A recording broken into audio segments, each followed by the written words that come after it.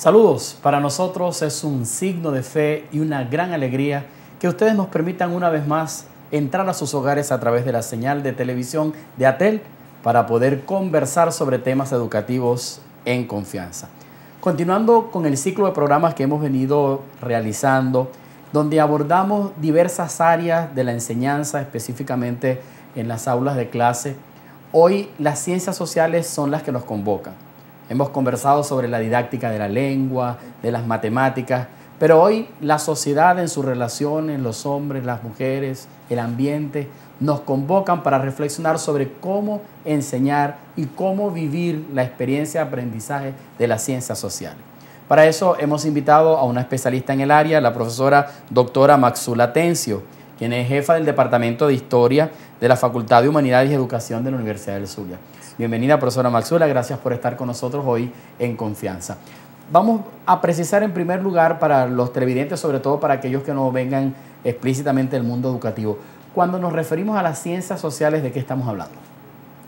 Bueno, las ciencias sociales está convocada dentro de lo que es historia, geografía, sociología, antropología, todas las áreas que tienen relación con la parte humana, la parte social, que le viene a dar respuesta a todas esas interrogantes dentro de la misma sociedad, geografía, antropología, esa necesidad que existe hoy en el ambiente. Es decir, que podemos afirmar que es el ser humano el centro de esta área. Sí, cómo no. ¿El ser humano visto en aislado o en sus relaciones? No, todas las relaciones que establece el ser humano, tanto con sus propios congéneres o con el ambiente. La primera pregunta que me surge, ¿es neutra la enseñanza de las ciencias sociales? Hoy se señala mucho de influencia ideológica. Se habla de la historia escrita de los dominados, la historia escrita desde los dominadores. ¿Cómo hacer para sortear y poder pasar de manera equilibrada entre estas tendencias de las que tanto se habla hoy? Bueno, has tocado el nudo gordiano, ¿no? Directamente. Trabajar con la historia significa precisamente establecer la correlación directa de lo que está sucediendo, de esa realidad o cómo se ejecutó en el tiempo, en el espacio. Y a veces hay que deslastrarse un poco de la parte objetiva y entonces entrar directamente a esa realidad dentro del proceso. Buscar cómo viven, cómo hacen, cómo se construyen, cuáles son los elementos que definen su cultura, poco dejando a un lado esas inclinaciones que de pronto te permiten solamente estudiarla desde el centralismo o desde las regiones o desde los que ganaron las batallas o de los que perdieron esas batallas. ¿Pero es posible deslastrarse de eso? Sí, es difícil, pero sí se puede. En la medida que tú vas creciendo en la experiencia, te das cuenta de que no puedes escribir o analizar la historia desde una perspectiva. Ahora, los textos que se utilizan en la educación media, en la educación primaria, ¿favorecen a eso o esos textos responden ya a una ideología concreta? No, precisamente ese ha sido el problema de toda la vida. La historia de Venezuela, vista desde el centralismo, el europocentrismo, el positivismo, quizás como que generó problemas allí. Y esos textos fueron o han sido un poco los que han conducido esa enseñanza. Y ha dejado entonces de lado lo que es realmente la forma de vivir, de construir la propia historia de los pueblos.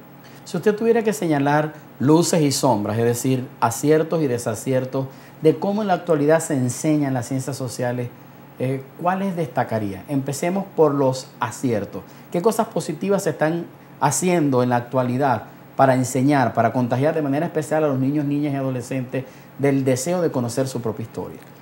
Bueno, la tendencia sería a partir de las comunidades. Eso es positivo.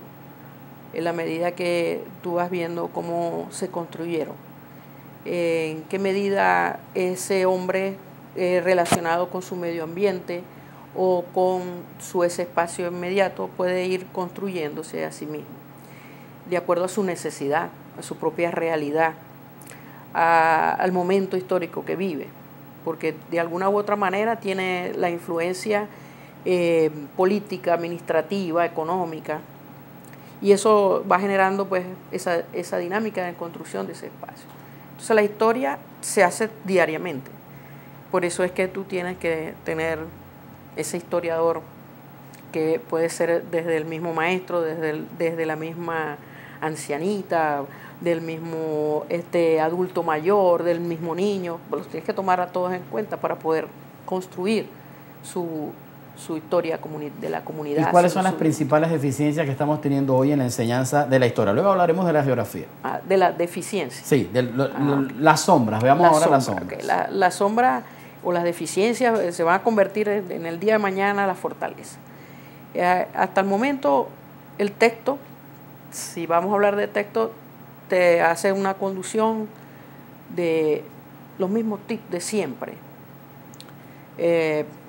Tomamos la historia por arriba, es decir, nos vamos por los héroes, por las fechas patrias, por aquellos simbolismos que eran necesarios en un tiempo determinado para construir una nación, un país.